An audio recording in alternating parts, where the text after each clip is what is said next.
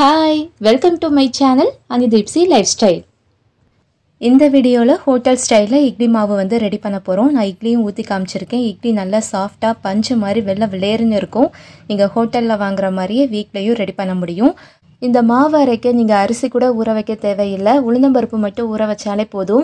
வெறும் ரெண்டே பொருள்ல நான் அந்த மாவு வந்து உங்களுக்கு ரெடி பண்ணி காமிச்சிருக்கேன். பொதுவா இட்லிக்கு வந்து மாவு அரைக்கிறதா இருந்தா இட்லி வந்து சாஃப்ட்டா வரதுக்காக உளுந்தோட சேர்த்து நம்ம கொஞ்சம் ஊற வச்ச அவல் ஜவ்வரிசி எல்லாம் போட்டு அரைச்சு மாவாக்குவோம். ஆனா இன்னைக்கு அந்த மாதிரி எதுவுமே போட தேவையில்லை. பட் இட்லி வந்து நல்லா மெத்துன்னு பஞ்சு போல இருக்கும், கடையில வாங்குற மாதிரி. இதுக்கு நீங்க வீடியோவை ஸ்கிப் பண்ணாம லாஸ்ட் வரையும் முழுமையா பாருங்க. ஃபர்ஸ்ட் வந்து ஒரு பவுல் எடுத்துட்டு நம்ம வீட்டில் இருக்கக்கூடிய மெஷரிங் கப்பு, நார்மலாக டீ டம்ளர் ஏதோ ஒரு பவுல் வந்து எடுத்துக்கோங்க. அதில் வந்து 1 கப் அளவுக்கு நல்லா தலை தட்டி முழு உருட்டு உளுந்து அளந்து அந்த பவுலில் போட்டு கொஞ்சம் தண்ணி ஊற்றி நல்லா வாஷ் பண்ணி எடுக்க போகிறோம். குறைஞ்சது ஒரு 2-3 முறை நல்லா வாஷ் பண்ணி எடுத்துருங்க.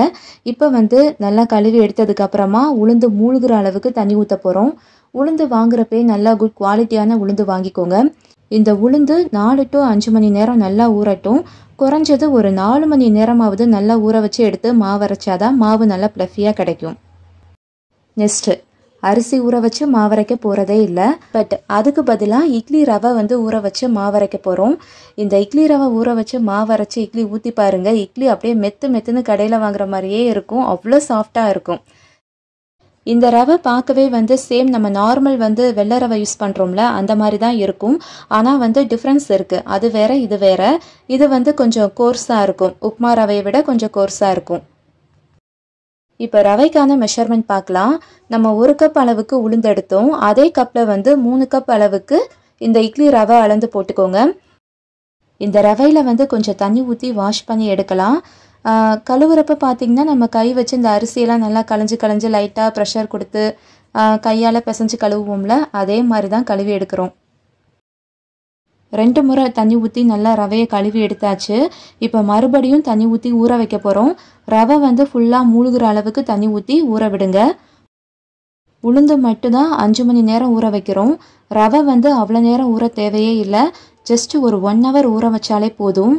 நீங்கள் மாவாட்ட கரெக்டாக ஒரு 1 hourக்கு முன்னாடி இந்த ரவையை வந்து நல்லா கழுவி ஊற போட்டுருங்க. 5 மணி நேரம் கழித்து உளுந்து வந்து நல்லா ஊறி வந்திருக்கு. இதை வந்து கிரைண்டரில் போட்டு நம்ம மாவாக அரைச்சி எடுக்க போகிறோம். தண்ணி வந்து கொஞ்சமாக மேலே வந்து தெளித்து மாவு அரைச்சி எடுக்க போகிறோம். 10 நிமிஷத்துக்கு ஒரு தடவை லைட்டாக தண்ணி தேவைப்படுற அளவுக்கு தெளித்து விட்டு மாவாக அரைச்சி எடுத்துக்கோங்க. இந்த உளுந்து இந்த மாதிரி நல்ல ஒரு சாஃப்டான மாவாக அரைப்பட்டு வர எனக்கு வந்து டைம் பார்த்திங்கன்னா 30 minutes கிட்ட ஆயிடுச்சு. உளுந்து நல்லா அரைப்பட்டு பொங்க மாவு நல்லா நைஸாக வந்திருக்கு. இந்த மாவை வந்து கொஞ்சமாக எடுத்து தண்ணியில் விட்டு பார்த்தாலே தெரியும். நல்லா வெண்ணெய் மாதிரி மேலே மிதக்கும், பந்து மாதிரி உருண்டு வரும். இதுதான் கரெக்டான பக்குவம். இப்போ வந்து இதில் ரவையை போட்டு நம்ம அரைக்க போகிறோம். ரவை 1 மணி நேரம் வந்து ஊற போட்டிருந்தோம். நல்லா ஊறி வந்திருக்கு. இந்த ரவையை வந்து கை வச்சு நல்லா இருக்க பிழிஞ்சு எடுத்துக்கோங்க. கொஞ்சம் கூட தண்ணியே இருக்கக்கூடாது. இப்போ வந்து உளுந்து கிரைண்டரில் வந்து ஓடிக்கிட்டு இருக்குது மாவு.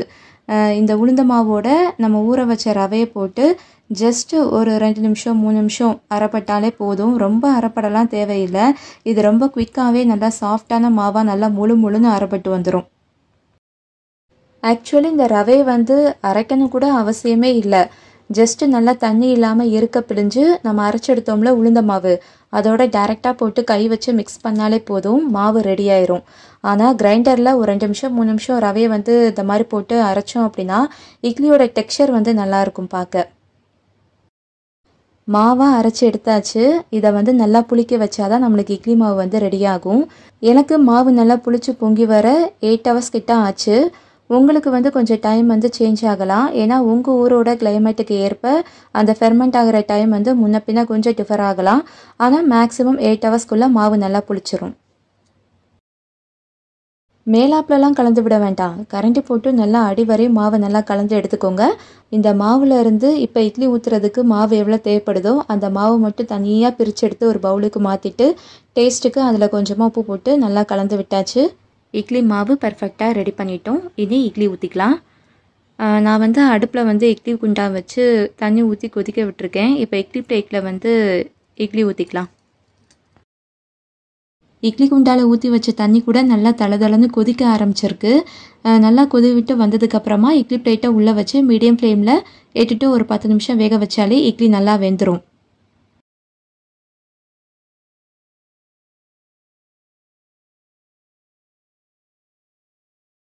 இட்லியை கண்ணால் பார்த்தாலே தெரியும் இட்லி எந்த அளவுக்கு சாஃப்டாக இருக்குது அப்படின்னு. கையில் தொட்டு பார்த்தாலுமே நல்லா பஞ்சு போல் பூ மாதிரி இருக்கும். பார்த்தாலே தெரியுதுல இட்லி வந்து நல்லா சாஃப்டாக இருக்கிறது. நான் உங்களுக்கு கையில் பிச்சு காட்டுறேன் பாருங்கள். சாஃப்டாக இருக்குது. கர்நாடகா பெங்களூர் பக்கம்லாம் இட்லி வந்து இப்படி தான் ரெடி பண்ணுவாங்க. இட்லி ரவையை தான் ஊற வச்சு மாவாக அரைச்சி எடுத்து இட்லி ஊற்றுறது. அரிசியை ஊற வச்சு அதை வந்து தனியாக மாவாக அரைச்செடுக்கவே கொஞ்சம் டைம் ஆகும். ஆனால் இந்த ஸ்டைலில் வந்து இட்லி மாவு ரெடி பண்ணுறது ஷார்ட் டயத்துலேயே நம்மளுக்கு வேலை வந்து முடித்த மாதிரி இருக்கும்.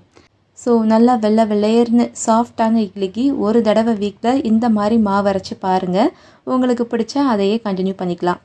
இந்த வீடியோ உங்களுக்கு பிடிச்சிருந்தா லைக் கொடுங்க. நெக்ஸ்ட் வீடியோவில் பார்க்கலாம். பாய்.